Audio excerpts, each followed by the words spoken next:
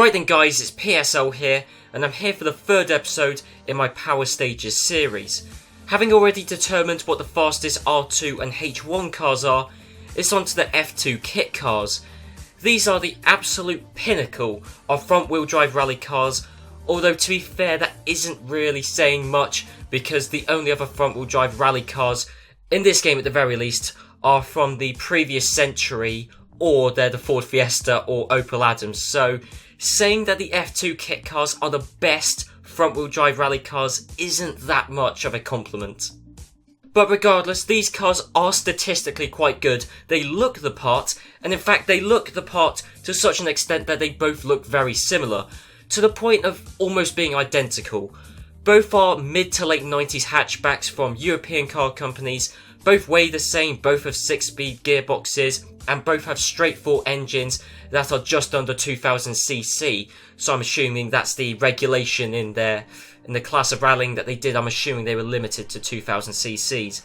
The only important difference is that the Peugeot 306 has 10 more horsepower than the Seat. The Peugeot 306 has 280 horsepower, when the Seat Ibiza has 270 horsepower. There isn't really anything else to say, as both cars are very, very similar, but will they produce similar stage times?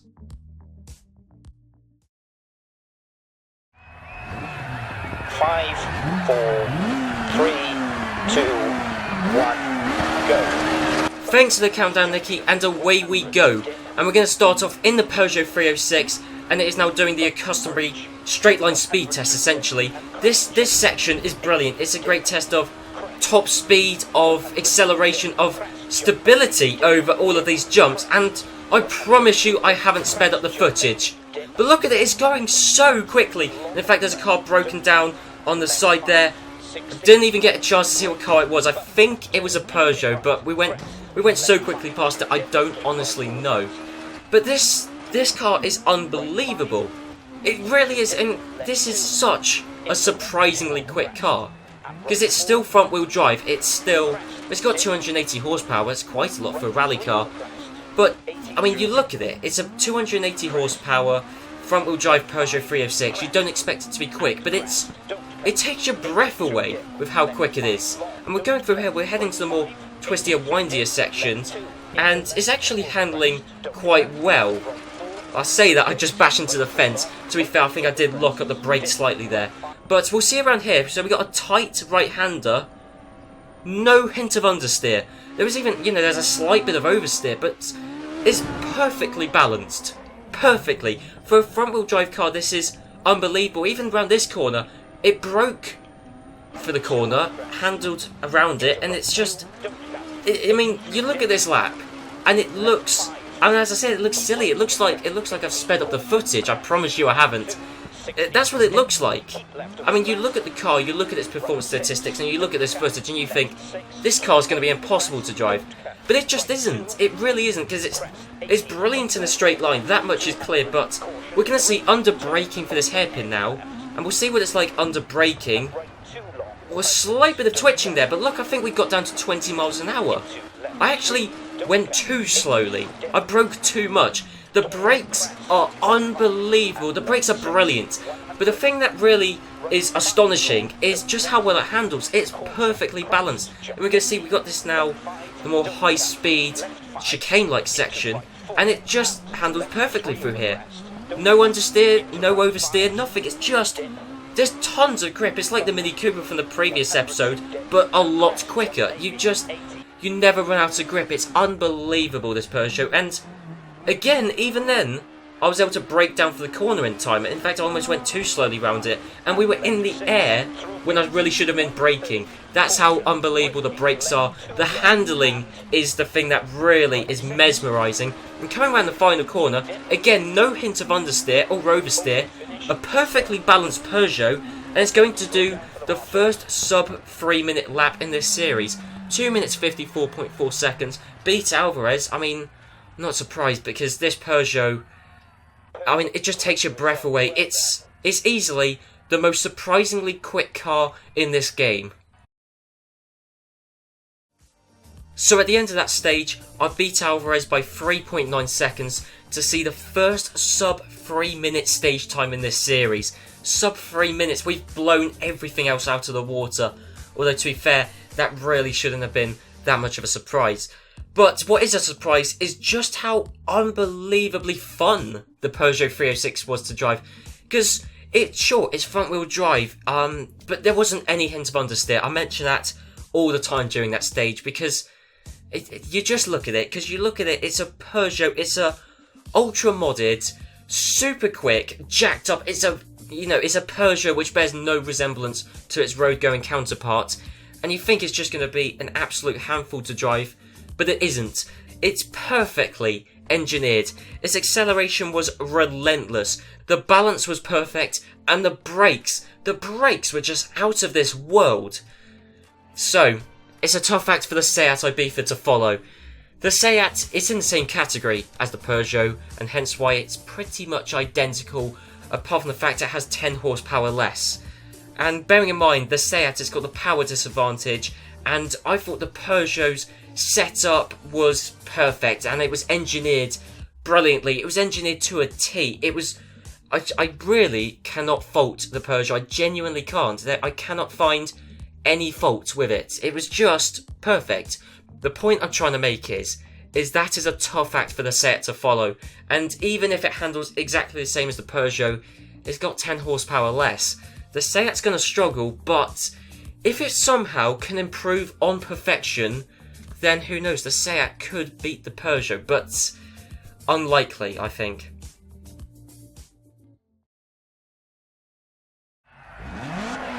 Five, 4, 3, 2, 1, go. Thanks again, Nicky, and away we go.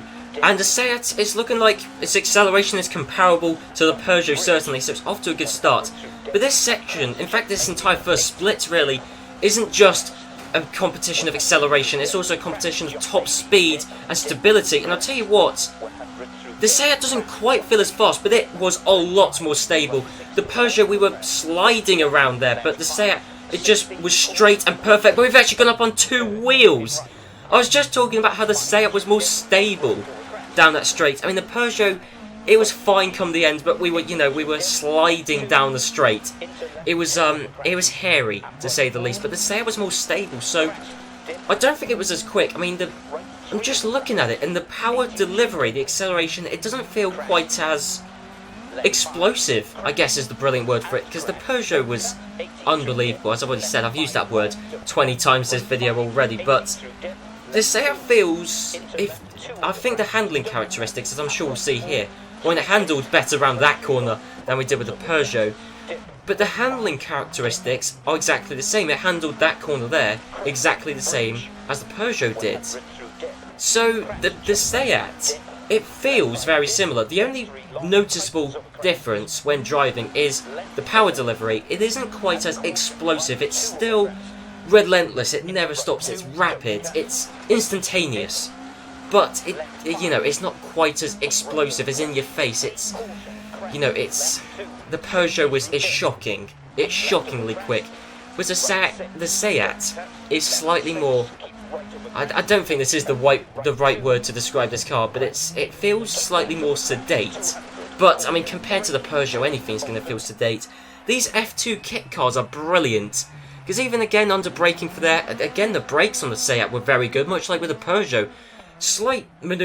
We moved a bit under braking there, but again we broke too much for the corner because the brakes are that good. These F2 kit cars are brilliant. I mean, they're some of the quickest cars to drive in the game, but they're also some of the easiest and some of the most fun. I mean, I'd say, I haven't driven every car in Dirt Rally, or in Dirt 4 yet, sorry, but these have been, probably the best cars I've driven in the game. Honestly, these F2 kit cars are phenomenal. That isn't the point of this series, though. I'm not assessing the cars themselves. I'm not assessing the category of car. Well, I am to an extent, but the real main focus of this series is comparing each car in each category. And the Seat has handled well. If anything, it's been slightly less squirrely around corners. It's been more sedate. It's been slightly better. The power delivery hasn't been as explosive, but the times are very close. The Peugeot did a 2 minute 54. I can't remember now, but the Seat is only a few tenths of a second off. It's done a 2 minute 55.2. Amazing result. What I would say is the Seat, it was slightly easier to drive, but again, yeah, you go, slightly slower. So the Seat stage time around Kangaroo Farm was 2 minutes and 55.246 seconds. That's only 8 tenths of a second slower than the Peugeot 306's stage time. And like I said during the Seat Ibiza stage, the cars are very similar. They feel very similar. I mean, the only real noticeable difference is the power delivery, the explosiveness of the Peugeot's power delivery, which you don't quite get with the Seat. It almost feels like that the Peugeot is turbocharged. Of course it isn't, both cars are naturally aspirated, but that's the difference in feeling of power delivery, is the Peugeots, it just seemed, as I said, it just seemed to come all in one massive lump and all in one go. I'm sure you can tell by the endless praises I've been dishing out for the Peugeot that I would recommend the Peugeot. That's not really strictly true, to be honest, because the turning point for the Seat's usability in the game comes once you compare the AI's times, because the difficulty of the AI is scaled to the car that you are driving, so that means that the stage times the AI set depend on the car that you're driving, not on the car that they're driving. And that's most evident in the previous episode, in which Alvarez went 14 seconds slower when I was driving the Fulvia compared to when I was driving the Mini. And that's despite the fact that he drove the Mini on both occasions. And as you've already seen with the H1 cars, it's much the same story here with the F2 kit cars. Alvarez went 7 seconds slower when I was in the Peugeot compared to when I was in the Seat.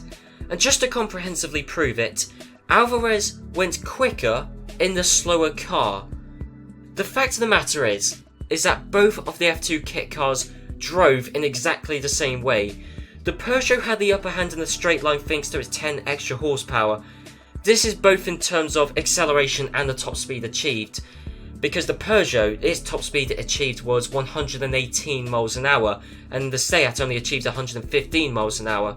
So it stands to reason, because the Peugeot was so much quicker in a straight line, even in acceleration, as you will have seen earlier on, the run up to the bridge, the Peugeot was already 3-4 tenths of a second ahead of the Seat. It stands to reason that the Seat must have gained some time in the corners, so maybe it handled better, or maybe I just drove a bit better in the Seat than I did in the Peugeot. It could honestly be a case that, it could just be that sort of element of human error. It might not be that the Seat handles better. It could just be that I drove the Seat better. Honestly, it's difficult to say. But since the gap between me and the AI was only 3.9 seconds when I drove the Peugeot, but a massive 10.1 seconds when I was in the Seat, the Peugeot 306, it is the slightly quicker car, but the Seat will give you the biggest advantage over the AI competitors. So, to summarise really, in offline play, the Seat is the car to go for, but online, or just any scenario really where you need the quickest F2 kit car, the Peugeot, seemingly, there may be an element of human error in this test, but the Peugeot is just about the best option.